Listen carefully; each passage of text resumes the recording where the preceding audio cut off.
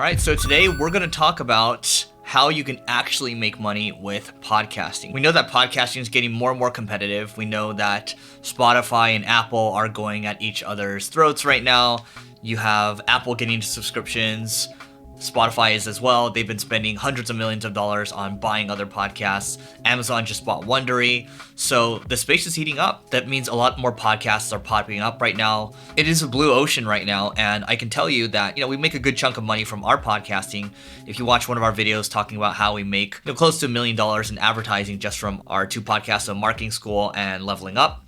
And I can talk about the other kind of business models that we have. But first, I want to bring your attention to, we have a section over here from Axios.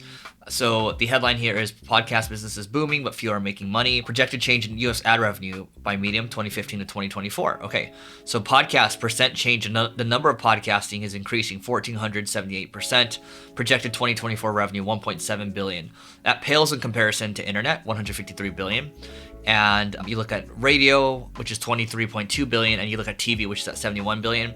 Newspaper, magazine, that's continuing to go down. So I think the projected revenue is going to come down on this one. Radio will probably move over to podcasting more, and then out of home, that will probably continue to rise a little bit. There's still a lot of room for growth when it comes to podcasting. So that's the first kind of takeaway here.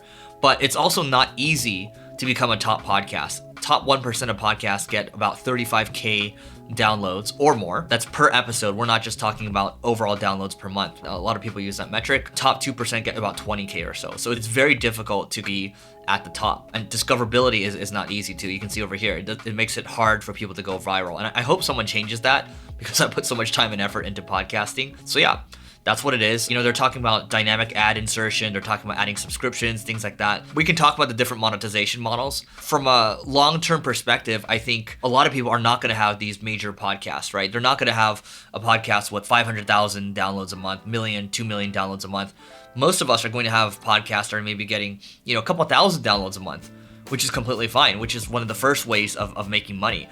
If you actually have a business, let's say you're doing digital marketing consulting or something like that, and you get, let's say you're targeting luxury or real estate agents, let's say they have a lot of money, and you only have 1,000 of those people listening to you each and every month, but you're seen as the authority, and so you can actually get more leads for your business, and you can actually grow more, and that can be a 6, 7, 8-figure business for you, which is great. The other thing is, we kind of mentioned advertising already. Spotify is adding dynamic ad insertion, and I'm sure they'll take a cut out of that. For our podcast, Marketing School and Leveling Up, we have dynamic ad insertion. We don't necessarily pay out a cut of our revenues, but it's close to $1 million a year for that contract. That's how we make money. We charge on a CPM basis, or cost per 1,000 impressions, and that's another way to do it.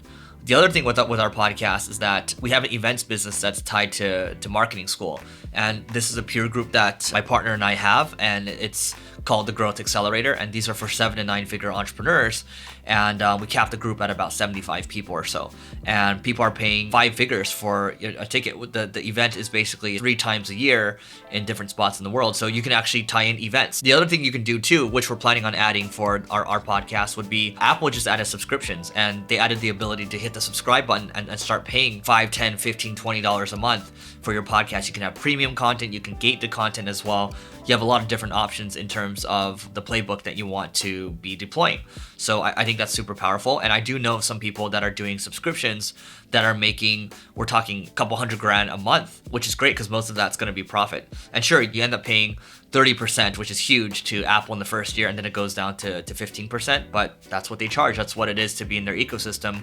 And I can say for our podcasts, 80% of our listeners listen from an Apple device. That might change over time because most people in the world are on Android, but we'll see how that develops. Building an audience gives you options, and you don't need to be pigeonholed into running ads or doing subscriptions necessarily. You can, again, build a business around it once you have an audience. You can drive them to your list. You can sell them stuff on your site. You can sell them, different products, different services too. I think the world is your oyster, and if audio is kind of native for you, then podcasting makes a lot of sense. I still think it's very much a blue ocean right now, and it's a good time to get in there and compete. So let me know what you think I missed in the comments, and don't forget to hit the subscribe and the bell button, and we'll catch you later.